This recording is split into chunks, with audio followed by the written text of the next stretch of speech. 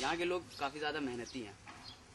मतलब इतनी ज़्यादा परेशानी होने के बाद भी मतलब पानी नहीं आ रहा है, मतलब उनके पास हाइब्रिड क्वालिटी के सीड्स नहीं हैं, या फिर जो भी फर्टिलाइजर्स वगैरह ऐसे अवेलेबल नहीं होने के बाद भी वो लोग कम उपजाऊ मतलब हो रहा है, फिर भी मतलब लगातार काम कर रहे हैं।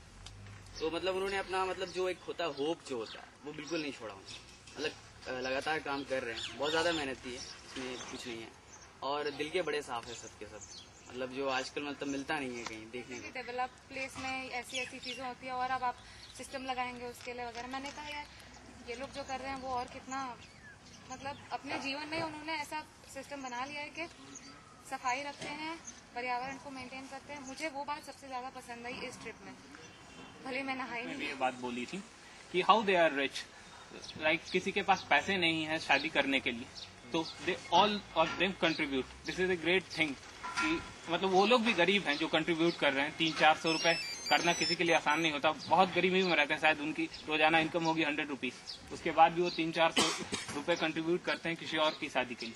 ये बहुत बड़ी बात है। फिर यहाँ कोई लैंडलेस नहीं है। मैं थोड़ा मेरा लैंड पे बहुत ज्यादा इशू ध्यान रहता है शुरू से, क्योंकि लैंड शेयरिंग क्या है, क्योंकि मैं समझता हूँ land unequal distribution of land जो है इंडिया का सबसे बड़ा प्रॉब्लम है। तो मैंने देखा यहाँ कोई लैंडलेस नहीं है, कम है लेकिन हर किसी के पास लैंड है। तो ये कल्चर दिखलाता है ट्राइबल्स का कि वो शेयरिंग में कितना बिलीव करते हैं, जो भी कुछ है हर किसी में शेयर करते हैं। डेवलपमेंट बढ़ा है, तो हम मेन स्ट्रीम की बड़ी बात करते थे, तो कौन मेन स्ट्रीम है ये मुझे थोड़ा प्रॉब्लम हो रहा है समझने में। या हम मेन स्ट्रीम में है जो कि इंग्लिश एजुकेशन पढ़े और पक्के मकानों में रहते हैं और मतलब 4 लेन्स 2 लेन्स में 8 लेन्स पे चलते हैं, या फिर वो ट्राइबल्स मेन स्ट्रीम में है कि जिनके पास मतलब ठीक है सड़क नहीं है, बिजली नहीं है, लेकिन फिर भी वो कितने खुशी से आपसी सहयोग के साथ रहते हैं। यहाँ का ट्रेडिशन लोग ऐसा नहीं है कि बहुत ज्यादा गरीब हैं इसलिए वो पुरानी चीजों को यूज करते हैं, जैसे कि खाना बनाने का बर्तन, अनाज रखने का सामान, पशुओं के साथ ये में पशुओं को घर के अंदर रखना, ये सारी उनकी मजबूरियां नहीं है। मैंने जहाँ तक देखा, क्योंकि मैं एक टीचर के घर पे गया था, तो ऑब्वियसली उसके पास पैसा होगा, लेकिन ये सारी उनकी पसंद है, उनका ट्रेडिशन है जिसको फॉलो कर रहे हैं। मेरे तरफ भी ऐसा है, ऐसे गरीब लोग हैं जो कि मजबूरी में ट्रेडिशन को फॉलो कर रहे हैं, मजबूरी में जो पुराने मेथड है उस पर चिपके हुए। जब जैसी पैसा आ जाता है वो दिखाने के लिए या जैसे भी नए चीज में आने की कोशिश करते हैं, लेकिन यहाँ मैंने वो चीज नहीं देखी। बाकी जो जानवरों वाला था वो मेरे लिए बिल्कुल नया था, क्योंकि मैं गांव से ही हूँ, तो काफी और बाकी चीजें ये बाहर जाना या नहाना, नदी में नहाना या कुछ भी करना, ये नया नहीं था मेरे लिए। लेकिन ये चीज था कि जानवर जो साथ में वो रखते हैं, ये चीज काफी नई थी। हम लोग एक दिन सोए भी थे वहाँ, तो ये चीज काफी नई थी। हमारे यहाँ क्या होता है, जानवर अलग से रहते हैं, वो साथ में नहीं होते, तो वो साथ में रहना वो काफी अलग था। और उसके बाद फिर कल मैं सो रहा था, तो अचानक जब मैं उठा तो मैंने देखा कि एक लेडी थी, वो प्रेग्नेंट थी। तो वो क्या कर रही थी कि लिपाई कर रही थी, थोड़ी दूर से जाके, वो काफी भारी था थोड़ा, तो उसको उठा के लाके गोबर वो रख रही थी। उसके बाद वो खुद से लीप रही थी और किसी और की उसमें मदद नहीं मिल रही थी। तो उस अवस्था में जब वो इतना कर सकती हैं, तो मेरे दिमाग में ये चीज आई कि हम लोग इसे हमेशा सोचते हैं करने के लिए, जैसे जो हम लोग का कोर्स है उसमें ये है कि कोई भी आपको काम करना है तो पहले हम सोचते हैं कि सस्टेनेबल होगा कि नहीं होगा। अधिक ये दिमाग में बात आ जाती है कि ये आगे चल के कैसा होगा कैसा नहीं होगा। तो अभी ये चीज मेरे समझ में आ गई है कि अगर दूसरों के लिए हमें काम करने की जरूरत है तो उसमें ये चीज कभी नहीं जो आड़े आएगी कि पैसा है या नहीं है, कुछ कर पाओगे या नहीं कर पाओगे। मतलब अगर आप करना चाहते हैं तो वो हो जाएगा। वो वहां से मेरी सीख जो समझ में आई कि जैसे वो करना चाहती थी, उनको ये नहीं दिखा कि मैं प्रेग्नेंट हूँ या कुछ भी हूँ, उससे फर्क नहीं पड़ता। वो गई, उन्होंने उठाया, अपना काम वो कर लीप रही थी। तो बस यही है मेरी। पहले वो स्पाइसी था, मेरा पेट जलता था, हाथ जलता था, लेकिन मैं खाता था सिर्फ और सिर्फ उनके मुस्कुराहट पे मुझे वो मिर्च पता नहीं चलती, उतने प्यार से खिलाते थे। दूसरी बात ये है कि उनकी प्रॉब्लम्स भी सिमिलर थी। जितनी मैं किताबों में पढ़ता था, करप्शन क्या है, इलिटरेसी क्या है, मैंने देखा नहीं था, लेकिन यहाँ सारी प्रॉब्लम मैंने सारी देख लिया। मैं 4 दिन में जितनी प्रॉब्लम इंडिया में है वो सारी यहाँ पे। Happiness that they don't have any materialistic life. I asked Prakash यहाँ पे कि what is that you know which will make you happy? Life में तुम क्या happiness देता है? Then he said, you know, I want to be a good person. That is what will make me happy. And where else will I hear that answer? I would have clearly said some materialistic answer that, you know, buying a car or home or something might have given me an happiness. But he said that, you know, I want to do something. That is what will give me happiness. He simply said that, and that moved me so much that I cannot explain it in words. That kind of thing, I don't know if any one of my classmates would have told.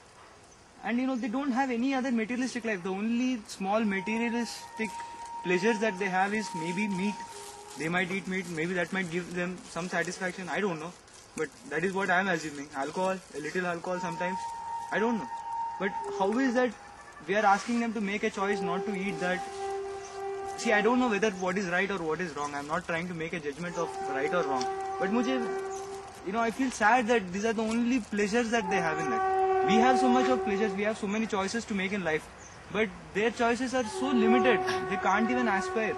Amita was really talking about that. I really wanted to know what is that they aspire and what should make them strive for it.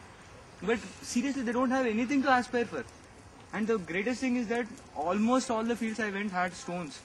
Soil had stones, and in that stones, at my place, the people have so much of government intervention, so much of policies, everything. They have so many things, but not a single person told me that I need this government policy, I needed that policy. They don't know of it. But yet they are accepting their lives, maybe in the name of religion, God. I don't know what is that strength, blind faith which gives them to lead their lives. That is one thing that I loved. I want to live my life now. Seriously, so much so that I want to live in spite of any sort of difficulties that I'll ever face in my life. That is one lesson that I'm taking it from here, and I'm never going to forget.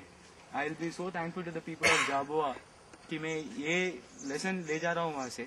They are far ahead in terms of humility, in terms of humbleness, respect. I don't think I will ever be able to be such a person like they are. My name is Moirang Tamasi Singh. I'm from Manipur. Tribal life, tribal culture is not new for me. Actually, I belong to some kind of tribal community, so it's not new for me except this open defecation. There we don't have such kind of open defecation. One thing I found here is that the warm welcome with big smile, with water, full glass of water, then after that chai, this and that. This is quite similar with my community. So I'm very happy that some kind of our community is similar kind of our community is living somewhere. So this is my experience. है, लेकिन लगता है जैसे सारा problem जुड़ा हुआ है. पानी नहीं है, पानी के कारण खेती कम है, खेती के कारण लोग माइग्रेट करते हैं, माइग्रेट करने के कारण एजुकेशन का गड़बड़ हो जाता है. इस तरह से बहुत सारा चीज जुड़ा हुआ दिखा एक साथ. तो सबसे बेसिक प्रॉब्लम तो पानी का लगा. जो इन्हें पता ही नहीं है, बहुत कुछ इन्हें जानते नहीं, लेकिन वो उसके बावजूद भी निस्वार्थ भाव से लोगों की मदद कर पा रहे हैं. ये एक बहुत स्ट्रांग बात है. मतलब ये चीज मेरे सबसे ज्यादा मोटिवेट करेंगे या फिर मेरे लड़ने में आप जैसा लेना चाहेंगे. तो कैसे मदद कर पा रहे हैं समझ में नहीं आया. क्यों मदद कर पा रहे हैं, मतलब अजीब सा था. मतलब ये बहुत कम हो पाता है कि मुझे कुछ फायदा हो नहीं रहा है तो भी वो लोग मदद करें. मैं खुद खाने को नहीं यार, दूसरे को क्या खिलाऊंगा. महाकाल और नाम शिव गंगा है, तो मुझे लगा उस दिन ही कुछ नया है. भोलेनाथ प्रत्यक्ष रूप से विराजमान है. आप उनको और लोगों के दिल तक लेके जा रहे हैं और वो आप नींव बना रहे हैं धर्म को जोड़ने की. मेरे लिए वो बहुत बड़ा मोटिवेशन है. कल साड़ में मैं राम जी के नाम कमजी भाई तो जहाँ उन्होंने अपनी कुटिया बनाई है और भोलेनाथ वहाँ और रखे हैं और गणेश जी हर 12 महीने में वो चेंज करके. मेरे लिए अगर मैं कहूँ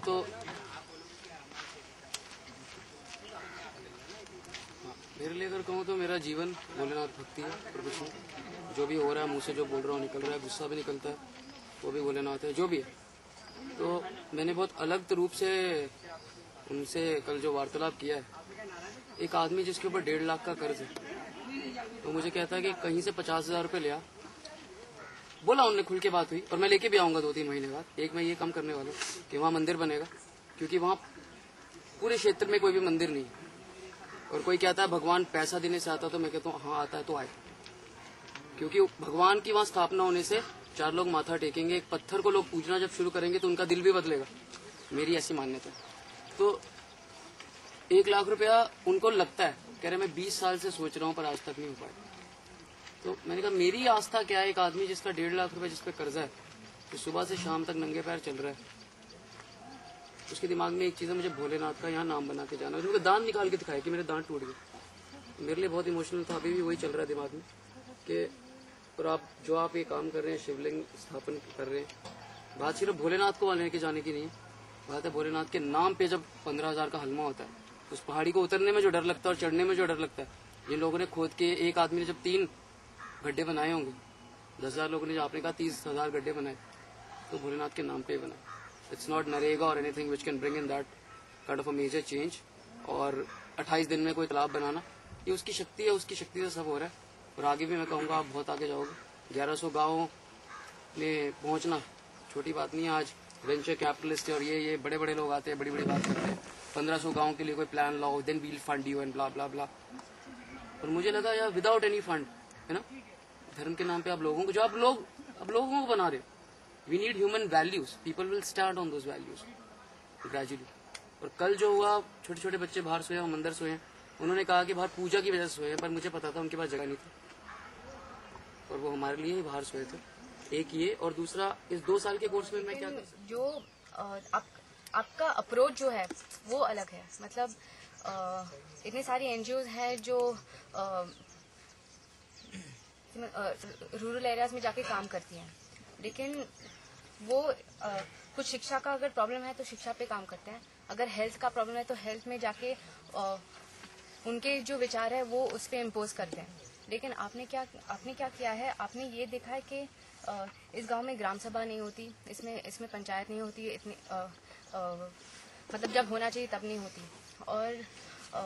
और जो गांव वाले हैं वो इतना दूर दूर रहते हैं, वो एक दूसरे से इतनी चर्चा नहीं करते उनके खुद के प्रॉब्लम्स के उसके बारे में। तो आपने सबको एक करने की कोशिश की है, और आपका जो अप्रोच है वो एकदम लॉन्ग टर्म है। मतलब स्टार्टिंग में उसका जो असर है वो दिखता नहीं है, लेकिन आप उनको ही बोल रहे हैं कि आप साथ में होके आपके खुद के प्रॉब्लम्स आप देखो। अगर आपको एजुकेशन में कुछ प्रॉब्लम लगता है तो फिर उसको सॉल्व करो। हम नहीं कहेंगे कि एजुकेशन इम्पोर्टेंट था तो आप सिर्फ एडवाइस करोगे, उनको जानकारी दोगे, लेकिन